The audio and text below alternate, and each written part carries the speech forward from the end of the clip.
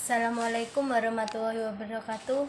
Saya Firda Aulia Rahmawati, NIM 2041040300041. Saya akan memenuhi tugas UTS Ilmu Aswat atau fonologi. Yang pertama adalah sejarah fonologi. Di sini ada sejarah fonologi. Sejarah fonologi dapat dilacak melalui riwayat pemakaian istilah fonem dari waktu ke waktu pada sidang masyarakat linguistik Paris pada tanggal 24 Mei 1873. Dufresne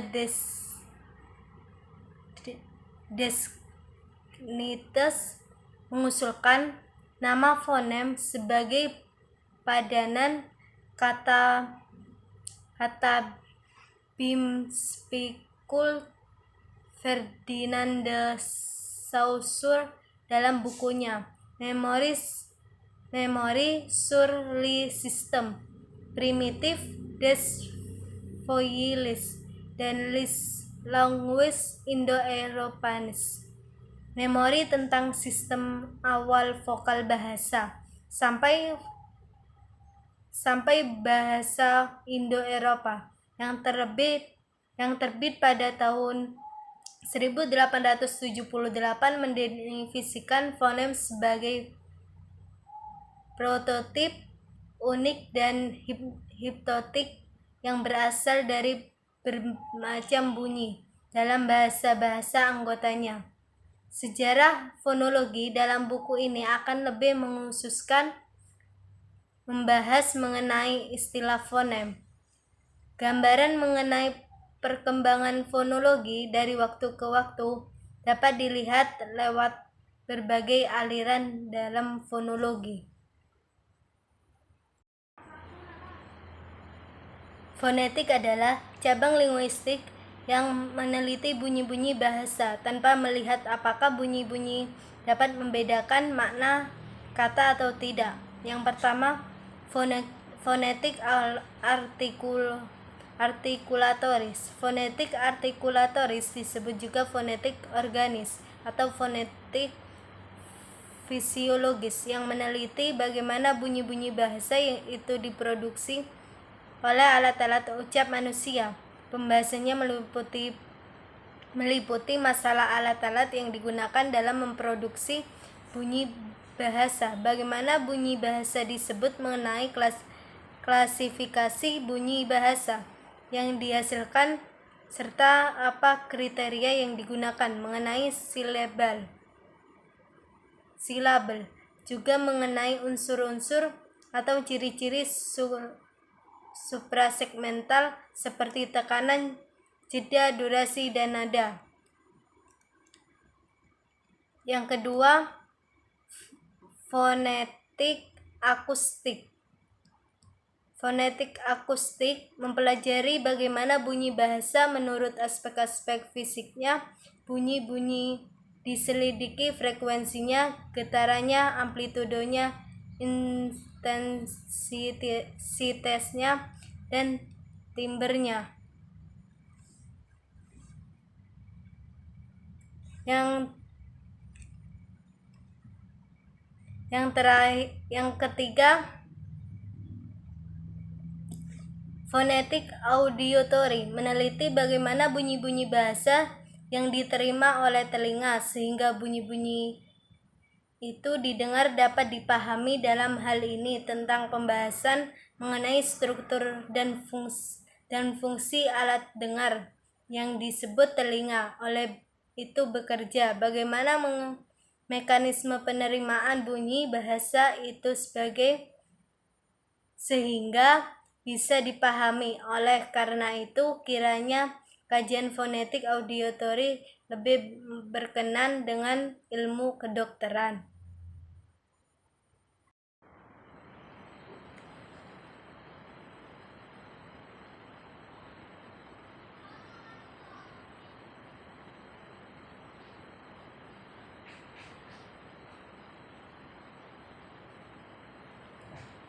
Fonologi merupakan bagian dari ilmu-ilmu bahasa yang mengkaji bunyi objek. Kajian fonologi yang pertama bunyi bahasa yang disebut tata bunyi fonetik, yang kedua mengkaji fonem yang disebut tata fonem atau fonemik.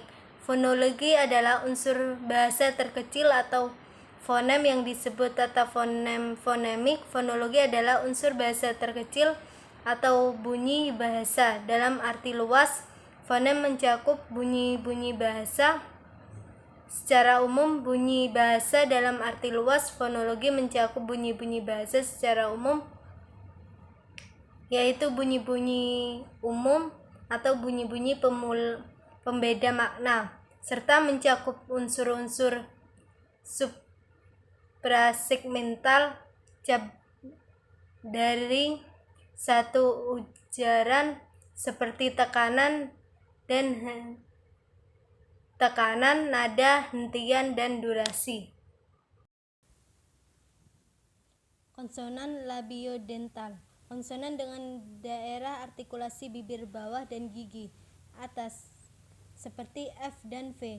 Konsonan apikodental. Konsonan dengan daerah artikulasi ujung lidah dan gigi atas. Lambang seperti dalam kata tin, kurus, dan seperti pada dar di sana dalam bahasa Inggris. Konsonan lamino-alveolar. Bunyi yang dihasilkan dengan artikulasi ujung lidah dan lengkung kaki gigi T, D, dan N. Konsonan retroflex. Konsonan bunyi yang dihasilkan dengan ujung lidah dan langit-langit keras seperti pada piteh, putar pada bahasa Bali, seperti pada kata datang dalam bahasa Jawa. Konsonan palatal. Bunyi yang dihasilkan dengan alat ucap antara tengah lidah dan langit-langit keras. C, J, Y, dan N. Konsonan dorsovelar. Bunyi yang dihasilkan dengan alat ucap pangkal lidah dan langit-langit lunak.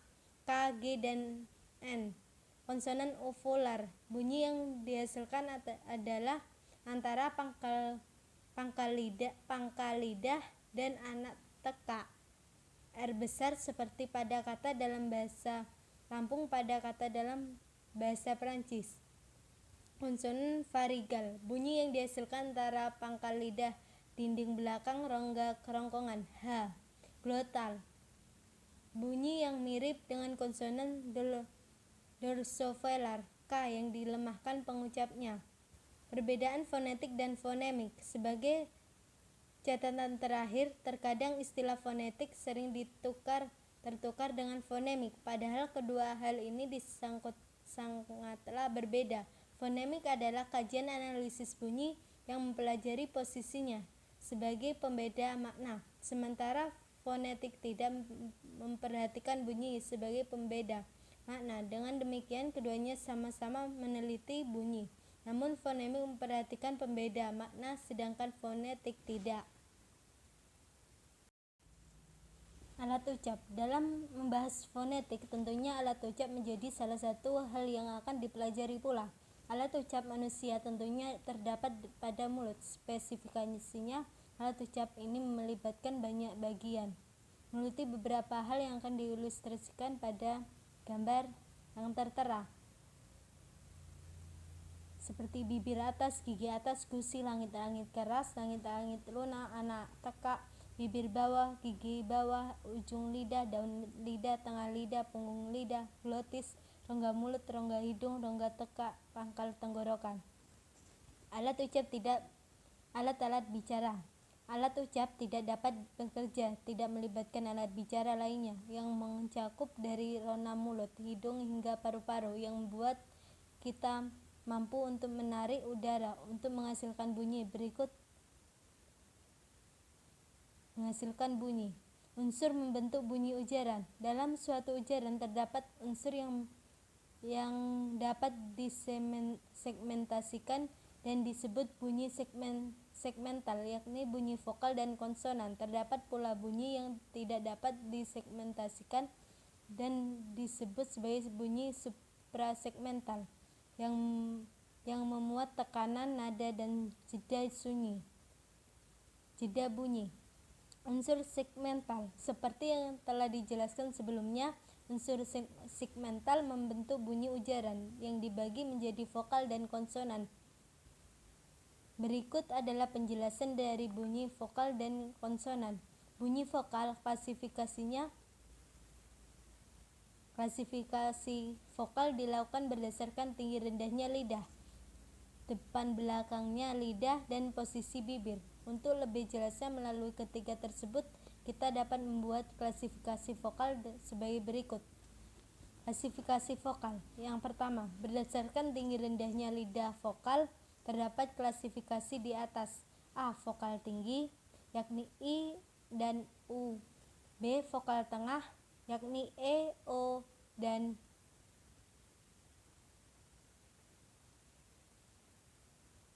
E kebalik. Vokal rendah, yakni A dan AE, gabungan A dan E. Berdasarkan yang kedua, berdasarkan depan belakangnya lidah, vokal dapat diklasifikasikan dengan diklasifikasikan atas. A. Vokal depan, I, E, B. Vokal pusat, E kebalik, lambang, C. Vokal belakang, U dan O. Berdasarkan posisi bibir, vokal dapat dibedakan atas vokal bulat, U, O, B, dan vokal terbulat, I, E.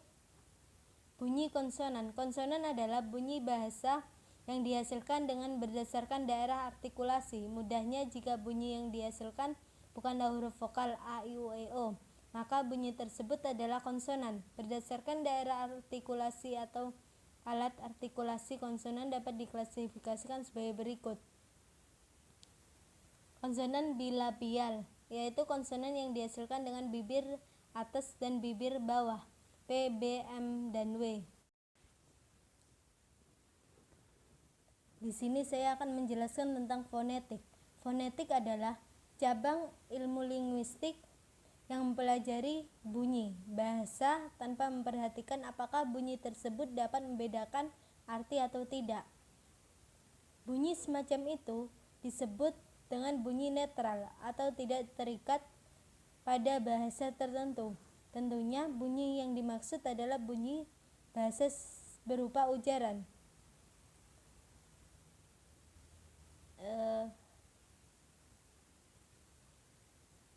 Jenis ruang lingkup fonetik. Untuk mempelajari bagaimana ilmu ini digunakan untuk menelusuri bunyi netral bahasa, berikut ada 3 cakupan fonetik yang dibahas dalam cabang fonologi ini. Fonetik organis atau artikulatoris merupakan cabang fonetik yang mempelajari mekanisme alat-alat ucap bekerja dalam menghasilkan bunyi, ujaran, dan bagaimana bunyi-bunyi itu diklasifikasikan. Yang kedua, fonetik akustik, mempelajari bunyi bahasa sebagai peristiwa fisik yang menyelidikinya dari segi frekuensi, getaran, amplitudo, intensitas, dan timbre atau kualitas bentuk suara. Perhatian utama studi ini adalah gelombang-gelombang bunyi yang timbul pada saat kegiatan berbicara yang transmisi gelombang-gelombang getaran tersebut melalui udara. Yang ketiga, fonetik auditoris mengungkap mekanisme penerimaan bunyi-bunyi bahasa oleh telinga.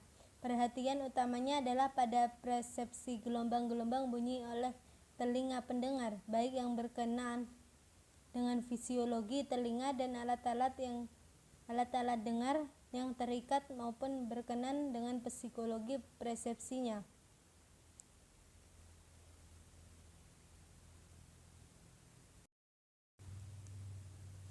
Urgensi ilmu aswat. Ahli linguistik membagi bahasa ke dalam tiga unsur utama. Unsur mikro, yaitu unsur bunyi, unsur struktur, dan unsur makna. Untuk lebih jelasnya lagi, berikut ini yang dibicarakan masing-masing unsur tersebut satu persatu. Yang pertama, bagian dasar atau unsur bunyi. Bunyi adalah bagian dan terutama dalam bahasa. Komunikasi lisan tidak akan terlaksana apabila tidak ada bunyi yang dituturkan dan diperdengarkan. Ilmu yang kompeten mempelajari bagian ini adalah fonetik, ilmu yang mempelajari tentang bunyi terlepas dari fungsi dan makna yang terkandung di dalamnya. Dan fonologi adalah ilmu yang membicarakan tentang fungsi dan arti bunyi. Apabila unsur ini tidak diperhatikan, maka bahasa yang dituturkan tidak akan dipahami dengan baik, atau mungkin akan dipahami dengan makna yang jauh berbeda dari maksud penutur. Maka memperhatikan unsur bunyi, fonetik dan fonologi merupakan keharusan. Ilmu ini masih belum mendapatkan proporsinya yang benar dan belum diajarkan di hampir semua pesantren dan madrasah, bahkan di semua perguruan tinggi agama Islam di Indonesia. Yang kedua, bagian tengah atau unsur struktur. Bunyi diucapkan haruslah mempunyai aturan dan susunan tertentu. Jika tidak ada, maka bunyi tersebut akan dianggap sebagai bunyi berisik tanpa makna. Ilmu yang kompeten dalam bagian ini adalah nahwu, ilmu yang mempelajari tentang perubahan akhir kata, i'rab dan susunan kalimat. Dan shorof, ilmu yang mempelajari perubahan bentuk kata. Di Indonesia, ilmu ini mendominasi ilmu bahasa Arab.